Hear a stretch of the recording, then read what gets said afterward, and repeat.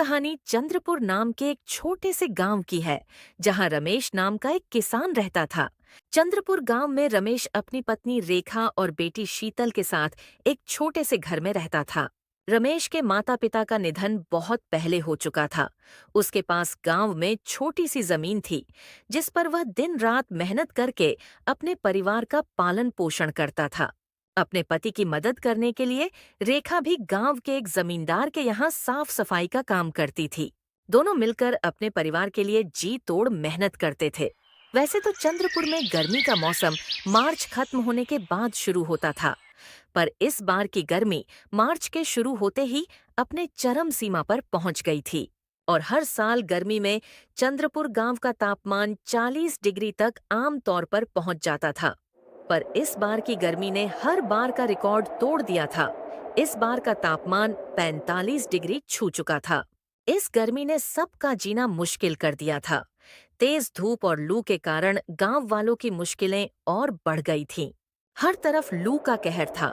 गांव के लोग सुबह से लेकर रात तक इस भयंकर गर्मी से परेशान थे। सूरज की तपिश ने सबको बेहाल कर रखा था।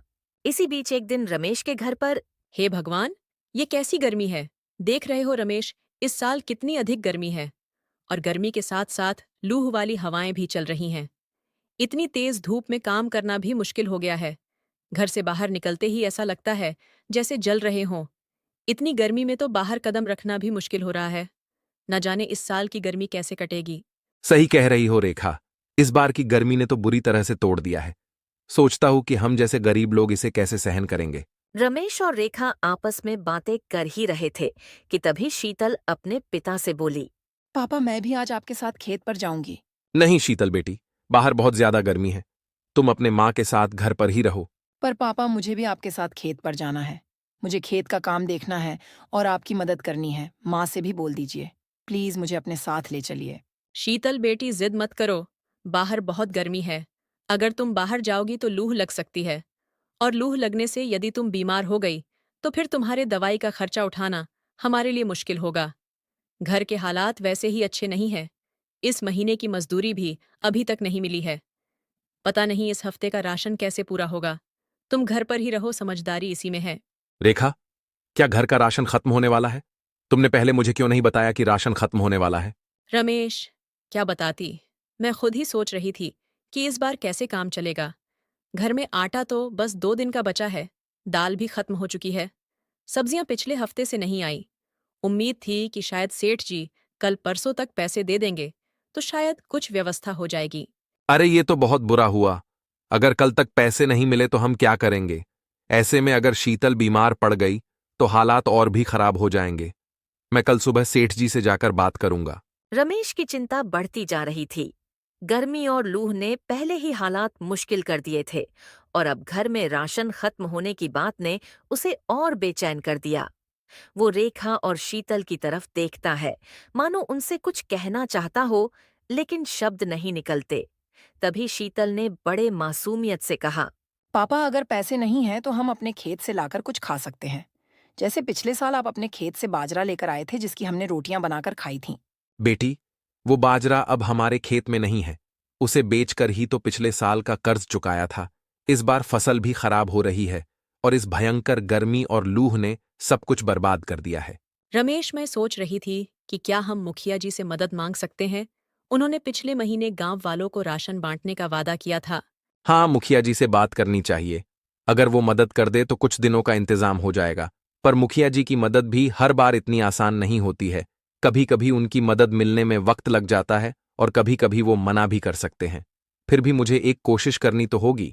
अभी आपस में रमेश और रेखा बात कर ही रहे थे कि तभी तेज गर्म हवा का एक झोंका आया और दरवाजे की साकल हिलने लगी। कमरे में मौजूद सभी लोग लूह की तपिश को महसूस करने लगे। हे भगवान, ये गर्मी तो अब और बढ़ते जा रही है। न जाने आने वाले दिन और कितने भयंकर होंगे। हम सब इस लूह से कैसे बचेंगे। सोचो, अगर गर्मी दिन ब दिन ऐसे और बढ़ती रही तो हम कैसे बचेंगे। हे भगवान, कृपया हमारी मदद करो। इस कठिन समय में हमें साहस और मार्गदर्शन दो।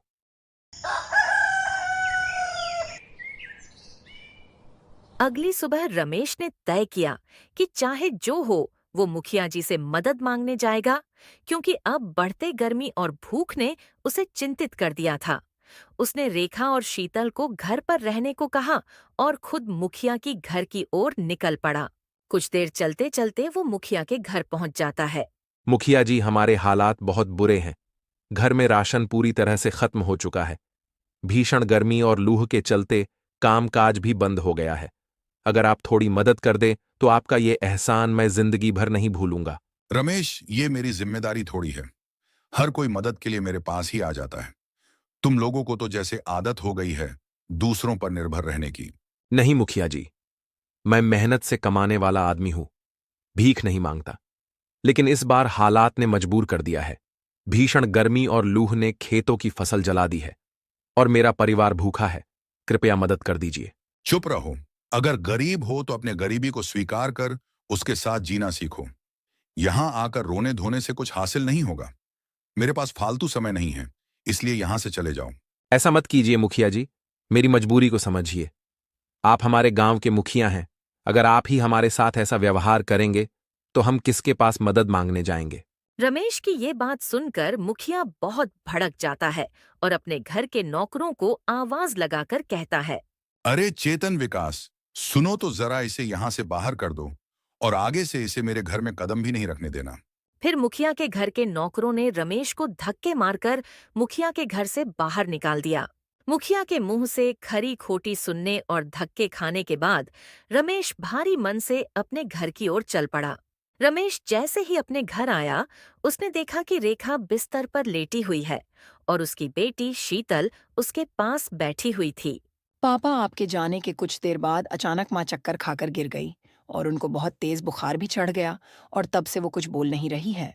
हे भगवान, ये क्या हो गया? रेखा, कुछ बोलो ना, कुछ तो बोलो। ऐसे चुप मत रहो, तुम्हें कुछ नहीं होगा। रमेश, अब मुझसे सहन नहीं हो रहा। ये भीषण गर्मी और भूख ने मेरी सारी ताकत छीन ली है। मुझे माफ करना, मैं अब तुम्हारा और शीतल का साथ देने में असमर्थ हूँ। रेखा की ऐसी बातें सुनकर रमेश की आंखों से आंसू बहने लगे। उसने रेखा की तरफ देखा और रोते हुए कहा। रेखा, ऐसा मत बोलो, तुम्हें कुछ नहीं होगा। तुम हमें छोड़कर नहीं जा सकती। मैं कुछ भी कर सकता हूं तुम्हें ठीक करने के लिए। भगवान पर भरोसा रखो, सब ठीक हो जाएगा। रमेश, हमारे पास अब कुछ भी नहीं बचा। ये झुलसा देने वाली गर्मी और भूख ने मुझे पूरी तरह से तोड़ दिया है। अब मेरी बस एक ही इच्छा है जो तुम्हें पूरी करनी है। मेरे जाने के बाद शीतल का अच्छे से ख्याल रखना, उसे मेरी कमी कभी महसूस नहीं होने देना। रेखा की ऐसी हालत रमेश से देखी नहीं गई। वो बहुत घबरा गया था, इसलिए वो फौरन अपने घर के बाहर आ गया और बाहर आकर वो अपने पड़ोसियों को आवाज लगाने लगा। लेकिन ऐसी भीषण गर्मी और चिलचिलाती धूप के चलते कोई भी उसकी सहायता के लिए नहीं आया। रमेश, अब मेरी चिंता मत करो। जितना कर सको शीतल के लिए करो। शीतल को कभी मेरी कमी महसूस मत होने देना और उसे कभी भूखा मत सोने देना। इतना कहकर रेखा की सांसें थम गई। वो इस दुनिया को हमेशा के लिए छोड़कर चली गई। रेखा, ऐसा मत कहो। तुम मुझे छोड़कर नहीं जा सकती। हमारे पास तुम्हारे अलावा कुछ नहीं है। तुम्हारे बिना तो ये घर भी सूना हो जाएगा।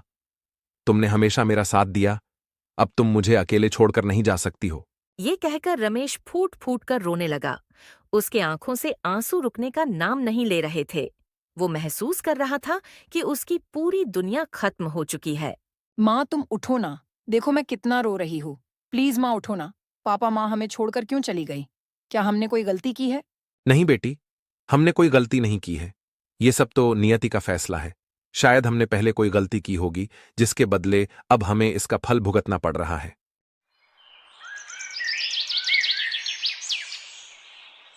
रेखा के जाने के बाद कई महीने गुजर गए। अब रेखा के जाने के बाद रमेश और शीतल के जिंदगी में जैसे अंधेरा छा गया था। छोटे से घर में अब एक अजीब सा सन्नाटा था। बिस्तर पर पड़ी रेखा की निशानी और उसकी जगह बस अब उसकी यादें रह गई थीं। रमेश कई रातों तक रेखा की याद में सो नहीं सका।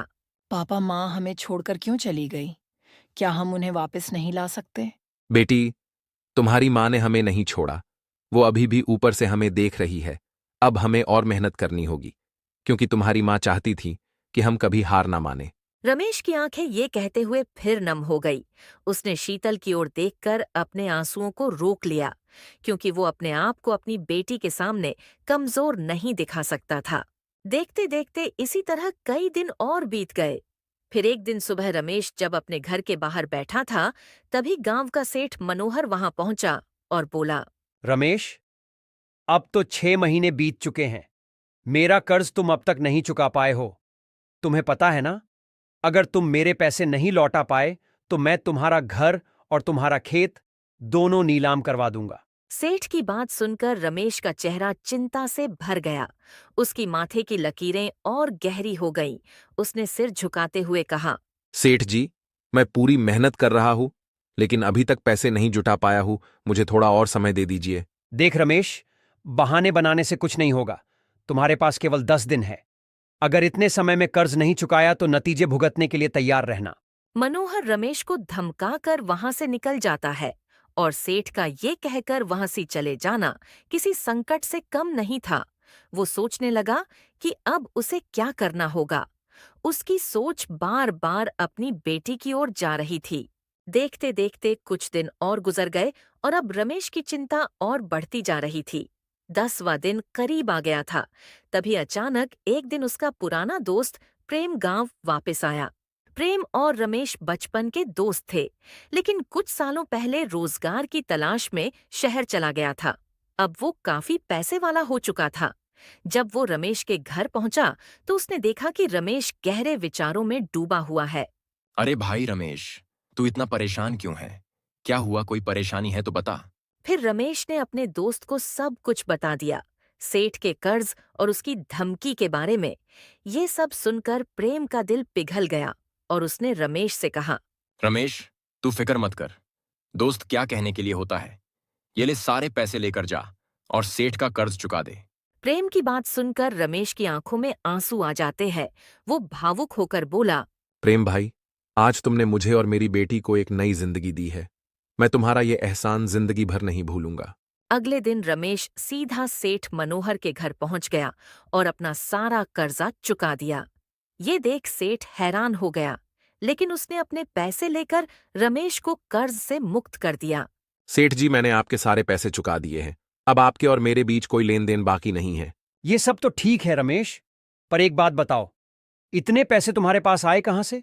सेठ जी, पैसे कहीं से भी आए, पर आपके पैसे तो मिल गए ना। इतना कहकर रमेश वहां से निकल गया। चलते चलते वो कुछ दूर गया ही था, तभी उसे रास्ते में एक बूढ़ी औरत मिली, जो उसे परेशान देखकर बोली, बेटा, तुम्हारी पत्नी के बिना तुम्हारा जीवन अधूरा सा लग रहा है। मुझे पता है कि तुमने उसके लिए बहुत दुख और दर्द सहा है, लेकिन याद रखो, जीवन कभी थमता नहीं, इसीलिए आगे बढ़ते रहना होता है। बूढ़ी अम्मा की बातें सुनकर रमेश भावुक हो गया और उसकी आंखों में आंसू आ गए। फिर उसने भारी मन से कहा, अम्मा, आप सही कह रही हो। मेरी पत्नी के बिना मेरा जीवन सूना हो गया है। मैं अपनी बेटी शीतल के लिए खुद को संभालने की कोशिश कर रहा हूं, लेकिन कई बार ऐसा लगता है कि मैं हार जाऊंगा। क्या आप मुझे कोई तरीका बता सकती हो जिससे मैं अपनी बेटी की ओर अच्छे से देखभाल कर सकूं? रमेश की ऐसी हताश भरी बातें सुनने के बाद बूढ़ी अम्मा ने अपने पास से एक छोटा सा मिट्टी का मटका रमेश को दिया, परंतु वह मटका साधारण नहीं था। बेटा, तुम चिंता मत करो, मैं तुम्हारी मदद करूंगी। ये लो ये पवित्र मटका, इसे लेकर जाओ और अपने घर में भगवान के सामने रखकर सच्चे मन से प्रार्थना करो। भगवान तुम्हारी जरूर सुनेंगे, लेकिन ध्यान रहे, तुम्हें 7 दिनों तक इस मटके के सामने बैठकर अपने पत्नी के लिए प्रार्थना करनी होगी। रमेश ने बूढ़ी अम्मा की बातों को बहुत ध्यान से सुना और फिर बूढ़ी अम्मा से पूछा, अम्मा, क्या सच में इससे मेरी परेशानियां दूर हो जाएंगी? बेटा, विश्वास सबसे बड़ी शक्ति होती है। जब तुम किसी चीज के लिए सच्चे मन से प्रार्थना करते हो तो भगवान भी तुम्हारी मदद करने लगते हैं। अब जाओ और सच्चे मन से अपनी पत्नी के लिए प्रार्थना करो। फिर क्या था, रमेश ने अम्मा का धन्यवाद करके वो मटका लेकर अपने घर की ओर चल पड़ा। जैसे ही वो घर पहुंचा, शीतल दौड़कर उसके पास आई और कहा, पापा, आप कहाँ चले गए थे? मैं बहुत डर गई थी। अपनी बेटी को इतना परेशान देखकर रमेश अपनी बेटी से कहता है, बेटी, मैं कहीं नहीं गया था और तुम फिक्र मत करो, अब सब सही हो जाएगा। बस हमें भगवान पर भरोसा रखना होगा। रमेश ने बूढ़ी अम्मा से मिले मटके को अपने घर के मंदिर के पास रखा और गहरी सी सांस ली। उसके भीतर एक अजीब सी बेचैनी थी। रमेश ने पहले दिन मटके के सामने बैठकर पूरे मन से प्रार्थना की। हे भगवान, मेरी पत्नी चली गई। मैं मेरी बेटी के लिए जीना चाहता हूं, लेकिन हालात मुझे हर दिन तोड़ रहे हैं। अगर ये मटका सच में कोई चमत्कार कर सकता है तो मेरी मदद करो। शीतल ने भी अपने पिता के साथ प्रार्थना की। शीतल अपने माँ को बहुत याद कर रही थी।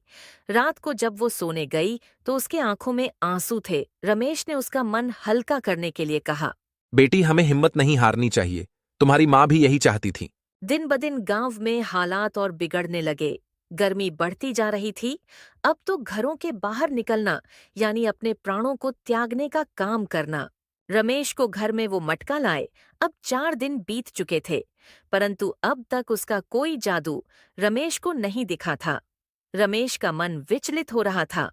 उसे अब समझ में नहीं आ रहा था कि भगवान उसकी परीक्षा ले रहे हैं या फिर ये मटका सिर्फ एक छलावा था। लेकिन फिर भी उसने प्रार्थना जारी रखी। अचानक चौथी रात एक अजीब घटना घटी। रात के समय जब शीतल और रमेश सो रहे थे, तभी अचानक तेज हवा चलने लगी। तेज हवा के कारण रमेश की नींद खुल गई। उसने देखा कि मटका हल्का सा चमक रहा था। ये देखकर उसके रोंगटे खड़े हो गए। ये चमत्कार देखकर वो मन ही मन सोचने लगा, ये क्या हो रहा है? ये मटका इतना चमक क्यों रहा है? रमेश ये सोच ही रहा था, तभी उसको अपनी पत्नी रेखा की आवाज आई। रमेश, हिम्मत मत हारो। ये मटका तुम्हारी परीक्षा ले रहा है। जो भी तुम्हें मिलेगा वो केवल तुम्हारे मेहनत और परिश्रम के बलबूते पर ही मिलेगा। अचानक से अपने पत्नी की आवाज सुनकर रमेश और चौंक जाता है। वो खड़ा होकर इधर-उधर देखने लगा, लेकिन उसके अगल-बगल में उसकी बेटी शीतल के अलावा कोई नहीं था।